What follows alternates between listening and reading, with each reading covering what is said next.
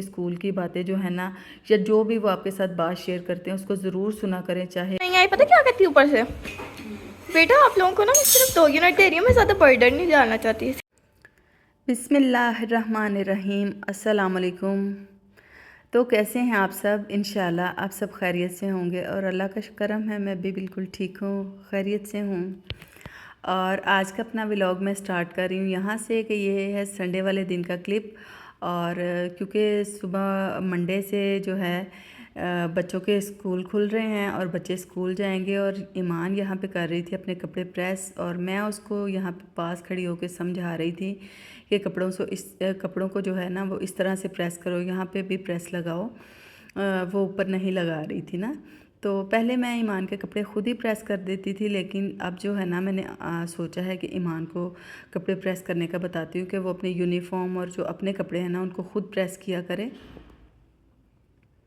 और वो समझने की कोशिश भी कर रही थी। बस ये बेल्ट वाली शलवार है ना, तो इसको जो है ना थोड़ा प्रेस करना थोड़ा सा जो है वो मुश्किल होता है, और बच्चों के लिए तो बहुत ही मुश्किल हो जाता है। अच्छा, जैसे वो दूसरे पांचे पे करने लगी ना तो उससे वो बिल्कुल नहीं हो रहा था। तो मुझे वो कह रही थी कि मामा आप ऐसा करें, एक दफ़ा मेरे सामने करें तो फिर जो है ना नेक्स्ट टाइम मैं खुद ही कर लूँगी। तो फिर मैंने कहा कि चलो आप साइड पे हो जाओ। तो वो एक साइड का तो पांचा जो था ना उन्होंने सही बेल्ट लगाया हुआ था, दूसरे साइड पे उन्होंने बेल्ट ठीक नहीं लगाया हुआ था। ये रेडीमेड यूनिफॉर्म बना हुआ है, तो मैंने कहा चलो ठीक है, कोई बात नहीं, गुजारा करते हैं।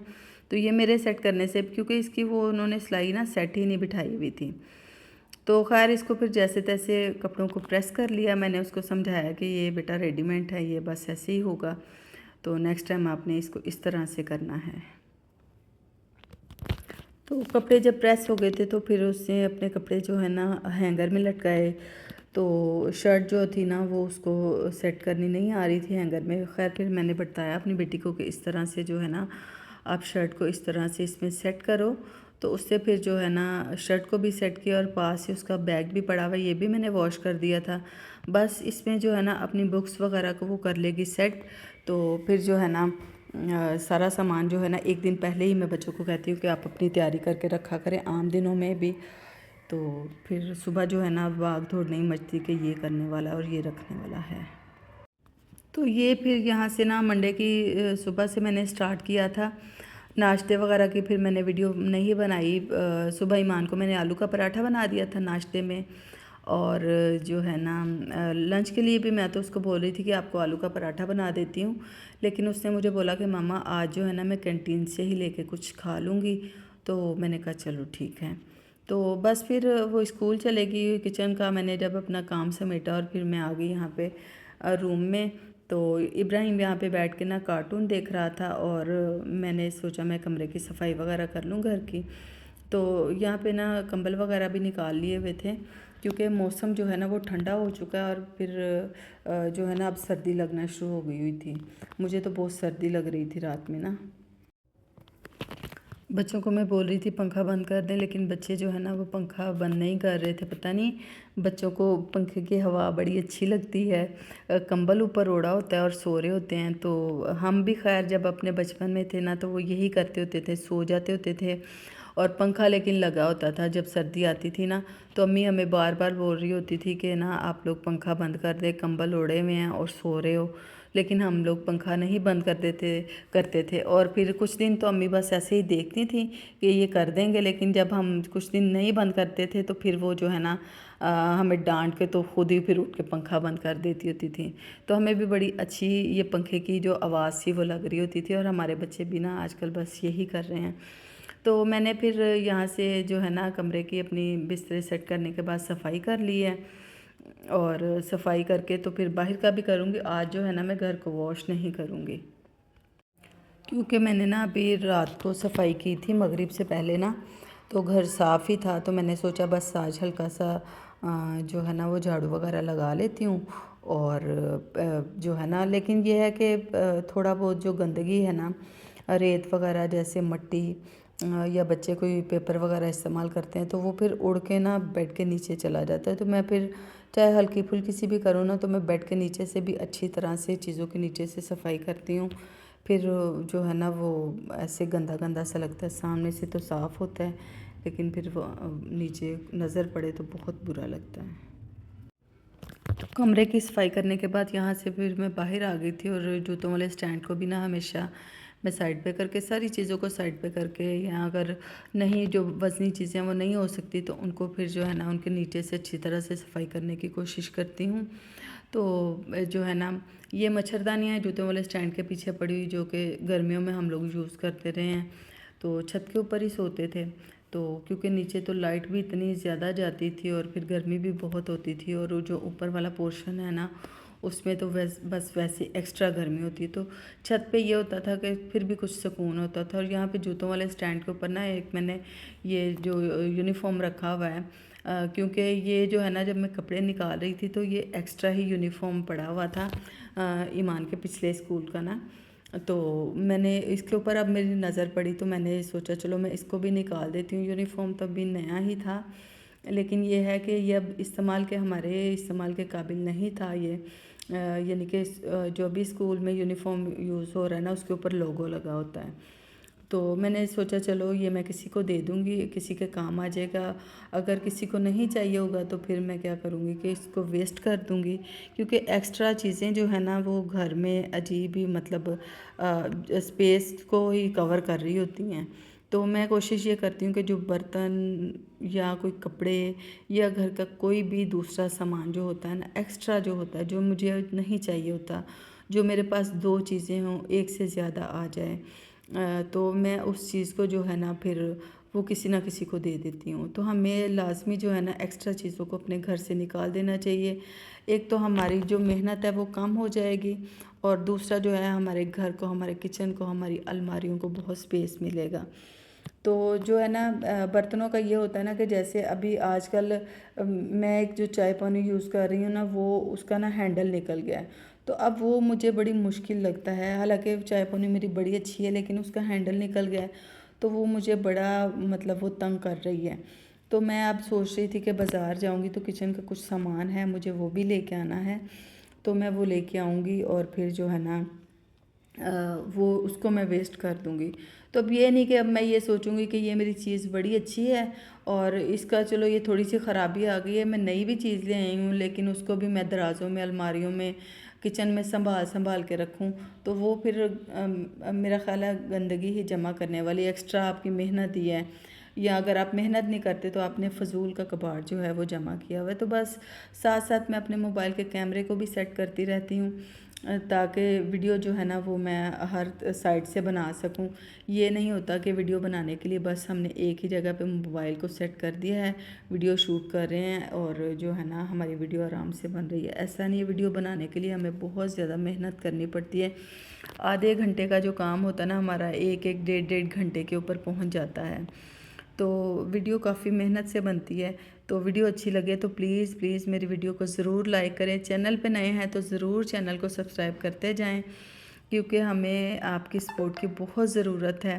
और वीडियो कहाँ से देख रहे हैं कमेंट्स करके ज़रूर बताइएगा। कि वैसे मेरी वीडियो में भी काफ़ी सारी गलतियाँ भी हो जाती हैं, क्योंकि आहिस्ता आहिस्ता जो है ना मैं चीज़ों को सीखने की कोशिश कर रही हूँ, समझने की कोशिश कर रही हूँ। तो आहिस्ता आहिस्ता जो है ना मैं अपनी वीडियो को बेहतर से बेहतर बनाऊंगी इंशाल्लाह ताला। तो यहाँ पे आज ना पौधों को पानी भी नहीं दूंगी, क्योंकि मौसम ठंडा हो रहा था, तो मैंने कहा चलो आज रहने देती हूँ पौधों को पानी ना। अच्छा, घर की सफाई करने के बाद ना यहाँ पे फिर मैं आ गई थी बाज़ार में। मुझे ना कुछ प्याज, टमाटर, लीमू वगैरह लेने थे, कुछ थोड़ा सा मुझे ग्रोसरी का सामान भी लेना था। और यहाँ पे देखे कितनी खूबसूरत लग रही है ना फ्रेश फ्रेश सब्जियाँ। तो ये भाई ने ना बड़ी ही अच्छी तरीके से सब्जियों को सेट करके रखा हुआ है। इतना मेरा दिल खुश हो रहा था इन सब्जियों को देख के, बड़ी प्यारी माशाल्लाह से लग रही थी। ग्रोसरी का सामान लिया और बेटा जो था इब्राहिम वो मेरे साथ आया था, फिर घर चले गए हम।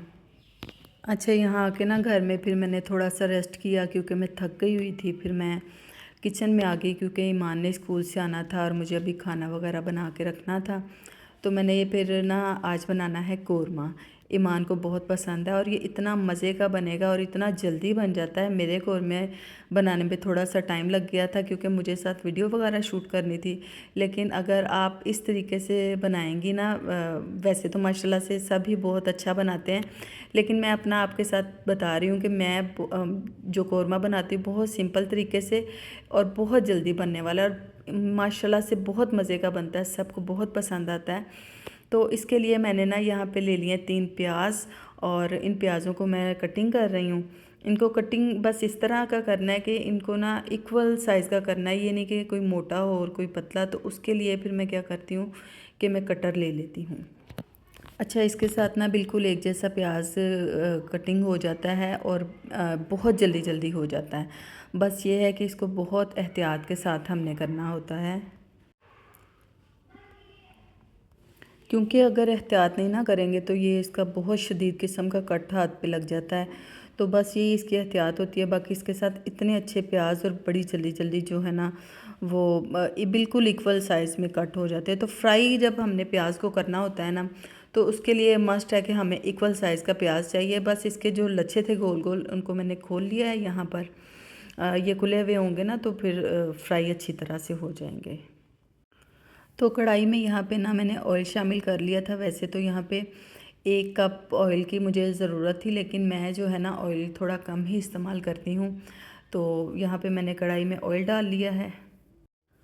तो तेल जब अच्छा गर्म हो गया था ना, तो इसमें मैंने प्याज डाल लिए, इनको मैं फ्राई करूँगी। पहले आंच को थोड़ा तेज़ रख लिया था, अब थोड़ा सा ना जो है आंच को कम कर दूँगी, जैसे थोड़ा सा जब फ्राई हो जाएगा फिर। तो ना साथ साथ मैं इसको फ्राई कर रही थी और ये मैंने एक प्लेट जो है ना बिल्कुल ड्राई प्लेट ले ली है, इसको मैंने साइड पे रख दिया। जैसे ही प्याज फ्राई हो जाएगा मेरा, जितना मुझे फ्राई करना है, और मैं आपको दिखाती हूँ कि ये कितना प्याज फ्राई करना है, जो कि बहुत ज़बरदस्त कुरकुरा सा हो जाएगा। इस प्लेट में डाल देंगे, चाहे तो इसके नीचे हम टिश्यू पेपर रख लें, अखबार रख लें, लेकिन मैंने कुछ भी नहीं रखा हुआ। बस प्लेट जो है ना वो बहुत अच्छी तरह से ड्राई होनी चाहिए, तो प्याज फ्राई करेंगे। और यहाँ पे देखें माशाल्लाह से जो है ना बड़ा ही खूबसूरत प्याज का कलर आ गया है। और मैंने आग जो है ना बिल्कुल हल्की कर दी है, ताकि अब प्याज जो है ना वो जले नहीं। बस हमने इनको ब्लैक नहीं करना, बस इनको हमने जो है ना लाइट ब्राउन करना था। यहाँ पे आंच मैंने बहुत हल्की कर दी है और अच्छी तरह से कोशिश ये मैंने की है कि मैं इनके ऑयल को ना चम्मच के साथ अच्छी तरह से निचोड़ के तो निकाल लूँगी।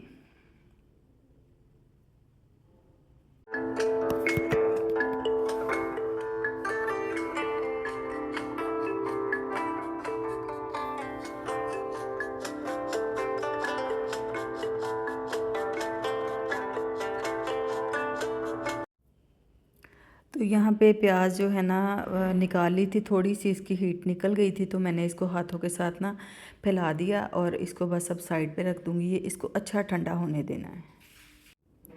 अच्छा, अब यही वाला जो इसका तेल है ना जिसमें मैंने फ्राई की थी प्याज, उसी तेल में मैंने जो है चिकन उसको वॉश कर लिया था। और वॉश करने के बाद उसको ना मैंने स्ट्रेनर में रख दिया था, और ताकि पानी इसका ना अच्छी तरह से निकल जाए।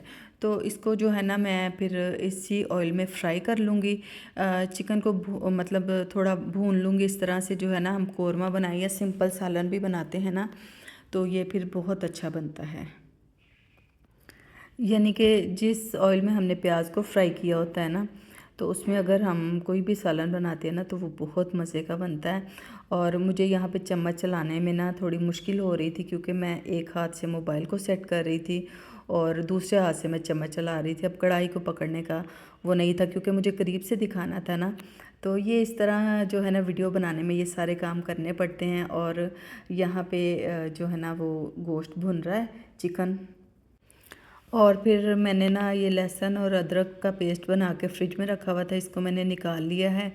और ये ठंडक की वजह से ना हाथ से ना वो बोतल जो थी वो फिसल रही थी, तो फिर मैंने इसको खोला है। और इसमें जो है ना अब मैं लहसुन और अदरक जो है वो शामिल करूँगी भूनते हुए साथ ही ना। तो साथ ही फिर ये भी जो है भुन जाएगा, बड़ा अच्छा जस्सा जो है ना इसका टेस्ट आ जाएगा। और लहसुन अदरक जो है ना वो मैं थोड़ा सा ज़्यादा डालती हूँ, मुझे बड़ा पसंद है इसकी। जब ये भुन रहा होता है तो इसकी खुशबू मुझे बड़ी अच्छी लगती है।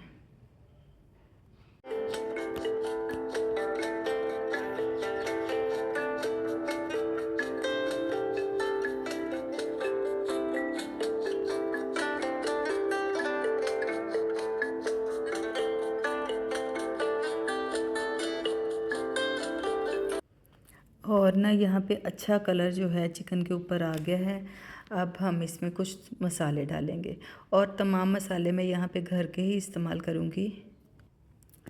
तो यहाँ पे ना फिर जो था ना, मैंने सबसे पहले लौंग ले ली हैं और सब्ज़ इलायची जो है वो सब्ज़ इलायची जो है ना वो कौरमे में जो है ना वो एक टेस्ट भी देगी और इसकी खुशबू भी बहुत ज़बरदस्त है। तो यहाँ पे मैंने 4 से 5 अदद सब्ज़ इलायचियाँ ले ली थी, वो इसमें शामिल की हैं और साथ ही मैंने 5 से 6 इसमें लौंग ले लिए थे। अच्छा, लौंग जो होते हैं ना, ये जब हम ला के रखते हैं तो इसके बहुत सारे लौंगों के फूल निकल के गिर जाते हैं। सॉरी। तो मैं तो वो जो है ना लौंगों के फूल जिनके निकले होते हैं उनको ज़ाया बिल्कुल नहीं करती, मैं दोनों मिक्स करके डाल लेती हूँ। लेकिन जैसे किसी में 5 डलने हैं ना तो फिर 1-2 बग़ैर फूल वाले डाल देती हूँ, क्योंकि टेस्ट जो होता है ना वो लौंग के अंदर जो फूल होता है उसी से ही आता है। फिर इसके बाद जो है ना इसमें मैंने दही मैं लेके आई थी। ये जहाँ से मैं दही लेके आती हूँ ना, यहाँ से दही बहुत अच्छा मीठा दही मिलता है। तो ये मैंने इसमें दही शामिल किया, पैकेट को मैंने खोला है और जब इसको खोल रही थी ना तो मेरा इतना दिल कर रहा था दही खाने के लिए। तो मैंने फिर प्लेट जो है ना वो ली एक, और उसमें जो था ना मैंने अपने लिए थोड़ा सा जो दही वो निकाल लिया। मैंने कहा चलो इसको जो है ना मैं थोड़ा सा खाना बना लूँ तो फिर थोड़ा सा खाऊंगी। इनकी दुकान का बहुत अच्छा दही होता है। तो यहाँ पे फिर जो दही का था ना उसको मैंने हाथ के साथ ही जो हैंड बीटर होता है उसके साथ मैंने अच्छी तरह से फेंट लिया था, ताकि इसकी फिटकड़ी वगैरह जो फटकड़ी इसमें फिटकड़ी बनी होती है, जो इसमें फुटियाँ सी जो बनी होती हैं वो निकल जाएं और ये स्मूथ सा हो जाए ना। तो इसको फिर मैंने मिक्स किया, मिक्स करके अब ये इसमें मैं शामिल कर दूँगी।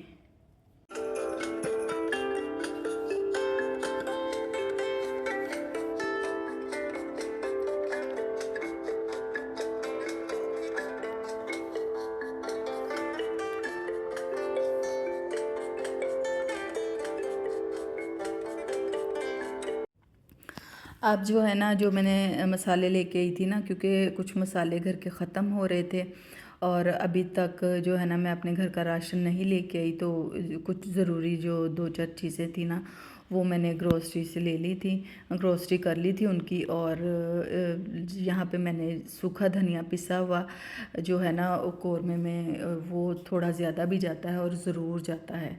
तो ये कुछ चीज़ें जो है ना उसमें ज़रूर शामिल करनी होती हैं। इसी तरह अब पाउडर मिर्च जो थी वो मेरी ख़त्म हो रही थी। मेरे घर में जो ज़्यादातर है ना दड़ा मिर्च ही इस्तेमाल की जाती है। मैं पाउडर मिर्च का किसी किसी खाने में इस्तेमाल करती हूँ, लेकिन कौरमे में जो है ना वो पाउडर मिर्च का मैं इस्तेमाल करती हूँ। फिर इसलिए मैंने यहाँ पे पाउडर मिर्च भी ले ली थी। तो ये दोनों चीज़ों को मैंने ना जो था उनके डिब्बों में डाल दिया था, और मिर्चें जो बच गई थी वो थोड़ी उनको मैंने रख दी। इनको अब जो है ना वो मैं कवर करके तो बॉक्स जार में जो है ना रख दूँगी, ये फिर बाद में इस्तेमाल हो जाएगी। तो यहाँ पे फिर 1.5 चम्मच जो था ना मैंने धनिया पाउडर का इसमें शामिल किया भर के, और तकरीबन 1 चम्मच के करीब ही मैंने जो है ना इसमें लाल मिर्चों का इस्तेमाल किया था। तो ये 1 किलो जो है ना चिकन के साथ जो है ना मैं कौरमा बना रही हूँ आज। तो मतलब अगर किसी ने ये रेसिपी नोट करनी हो तो बनाएं, इस तरीके से भी आप भी बहुत अच्छा बनाते होंगे, और ज़रूर ट्राई करके मुझे बताइएगा कि कैसी बनी है। बहुत सिंपल तरीके से बनती है और बहुत झटपट बन जाती है। बस नमक मैंने टेस्ट के अकॉर्डिंग डाला था। इसमें साबुत ज़ीरा जो है वो मैंने हाफ़ टी स्पून डाला था, टेबल स्पून डाला था। और इसमें जो है ना हल्दी डाली थी, नमक हमने टेस्ट के अकॉर्डिंग ही डाल दिया है। सब चीज़ों को यहाँ पे कर लिया है मिक्स। और बस जो था ना साथ साथ मैं अपने किचन को भी खाना बनाते हुए क्लीन करती रहती जितना हो सकता है ना। तो डिब्बों को मैंने उनकी जगह पे वापस रख दिया। तो अब इसके बाद ना मुझे थोड़ा सा भुना हुआ ज़ीरा भी चाहिए था, जो कि मैं अक्सर वैसे भून के रखती हूँ। तो लेकिन कोई कोई चीज़ ऐसी होती है कि जिसमें जो है ना फ्रेश चीज़ का जैसे इस्तेमाल हम करते हैं तो वो बहुत ही अच्छा होता है। लेकिन सारी चीज़ें तो नहीं मैं बाकायदा फ्रेश बनाती, लेकिन कुछ कुछ कहीं कहीं पे मैं कर लेती। तो कौरमे में अगर हम भुना हुआ ज़ीरा फ्रेश भून के पीस के डालें तो उसकी खुशबू बहुत ज़्यादा प्यारी आती है। तो यहाँ पे मैंने ना फ्राई पैन में जो ज़ीरे को भून लिया था अच्छी तरह से, और फिर इसको जो है ना मैंने फैला दिया, थोड़ा सा ये ठंडा हो जाए। जब ये ठंडा हो गया ना तो मैंने फिर इसको चकले बेलने के ऊपर ही जो था ना वो पीस लिया, और ये बहुत आसानी के साथ बहुत जल्दी से पिस जाता है, बड़ी अच्छी तरह से। इतनी प्यारी इसकी खुशबू आ रही थी। अच्छा, अब ना मैंने जब इसमें ये ज़ीरा डाल दिया तो इसको मैंने कवर करके रख दिया था। तो अब थी बारी, जो प्याज मैंने फ्राई किए थे ना वो प्याज बहुत अच्छी तरह से यहाँ पे ठंडे हो चुके थे। तो मैंने इनको हाथ के साथ, इतने कड़क ये हो चुके थे ना माशाल्लाह से, तो इनको जो था ना मैंने हाथ के साथ ही चूरा चूरा कर दिया। अगर चाहें तो इसको कुंडी में भी पीस सकते हैं, मैंने हाथ के साथ इसको चूरा चूरा कर लिया। अगर हमने दानेदार कौरमा बनाना है ना तो उसके लिए हमें कुंडी वगैरह में पीसना होता है, या हाथ के साथ बहुत अच्छी तरह से इसको मसल लें। अगर हमें बिल्कुल स्मूथ इसकी ग्रेवी चाहिए तो फिर इसको हमें ग्राइंडर में डाल के उसमें थोड़ा सा पानी डाल के इसको मशीन को चला दें, तो फिर ये बड़ी स्मूथ सी ग्रेवी बन जाएगी इसकी। अच्छा, लास्ट पे मैंने इसमें ना जायफल और जवाइत्री का हाफ़ टी स्पून के करीब जो था ना वो पाउडर शामिल कर दिया था। इससे खुशबू और टेस्ट बहुत अच्छा आता है। और थोड़ा सा मैंने इसमें जो है ना रोज़ का जो होता है ना, गुलाब का एसेंस जो होता है, वो इसमें 2 से 3 ड्रॉप्स डाले थे, ज़्यादा नहीं डालने वरना फिर टेस्ट ख़राब हो जाता है। अच्छा, इसको मैंने दम पे रख दिया था। अब यहाँ पे जो है ना मैं आटा गूँध रही हूँ, तो जैसे ही आटा गूँध जाएगा तो इसको मैं साइड पे रख दूँगी, क्योंकि फिर जब आटा गूँधे हुए को 10 से 15-20 मिनट हो जाएंगे ना तो फिर ये जो है ना अच्छा स्मूथ हो जाएगा, और रोटी इसकी बहुत आसानी से बन जाएगी। रोटी बस जब ईमान आएगी तो मैं तभी इसकी बनाऊँगी, ईमान के आने के बाद। तो बस माशाल्लाह से यहाँ पे आटा भी गूँध गया है, और अब मैंने सोचा कि मैं इतनी देर में जो है ना सालन को चेक कर लूँ। और यहाँ पे जो है ना हमारा कौरमा माशाल्लाह से रेडी हो चुका है, और बहुत ही प्यारी खुशबू आ रही है, और कलर भी इसका बहुत ही खूबसूरत आया है। आप किसी को भी ये बना के खिलाएँगे ना तो ज़रूर आपकी तारीफ़ करेंगे। और जब मैं ये कौरमा बनाती हूँ तो सब इतनी तारीफ़ करते हैं माशाल्लाह से, इतना अच्छा, इतना मज़े का, इतना खुशबूदार बनता है, मुंह में पानी आ रहा होगा माशाल्लाह से। बहुत मज़े का बना है, ज़रूर ट्राई कीजिएगा और मुझे बताइएगा कैसा बना है आपका कौरमा। तो बस यहाँ पे फिर ईमान भी स्कूल से आ गई थी, और फिर स्कूल से वो आई है तो मैंने उसको पानी वगैरह पिलाया। फिर मैंने उससे कहा कि बेटा आप कपड़े वगैरह अपने चेंज कर लें, फिर खाना रेडी करते हैं। तो बस ईमान फ्रेश हो गई थी, और मैंने उतनी देर में जो था ना रोटी बना ली। और फिर ईमान यहाँ पे जो था ना किचन में आ गई थी मेरे पास, और मुझे अपने स्कूल की बातें बता रही थी, और साथ साथ में जो था ना मोबाइल से वीडियो भी इस वक्त ईमान ही रिकॉर्ड कर रही है। तो वो अपनी तमाम बातें जो आके ना मेरे साथ करती है। तो बच्चे इसी तरह से अपनी माँओं के साथ बातें करते हैं आके स्कूल की। तो प्लीज़ बच्चों के स्कूल की बातें जो है ना, या जो भी वो आपके साथ बात शेयर करते हैं उसको ज़रूर सुना करें। चाहे हम कितने ही बिज़ी हों ना, हमें बच्चों की बात ज़रूर सुननी चाहिए। क्योंकि जब हम अपने बच्चों को बोलते हैं ना कि बेटा मैं अभी बहुत ज़्यादा बिज़ी हूँ, मैं आपसे बाद में बात करूँगी, अभी मैं ये कर रही हूँ, तो फिर बच्चे हमें आहिस्ता आहिस्ता अपनी बातें बताना ना बंद कर देते हैं। और बाज़ दफ़ा ऐसा भी होता है कि हमें फिर भी बच्चों को बोलना पड़ता है, तो फिर उनको बहुत प्यार और तरीके से बोलें ताकि बच्चे, और फिर अगर बच्चा दोबारा भूल जाता है ना अपनी बात बताना, तो फिर ख़ुद उससे पूछना चाहिए कि बेटे आप ये बात कर रहे थे जी, अब बताएं हमें आप क्या बात कर रहे थे।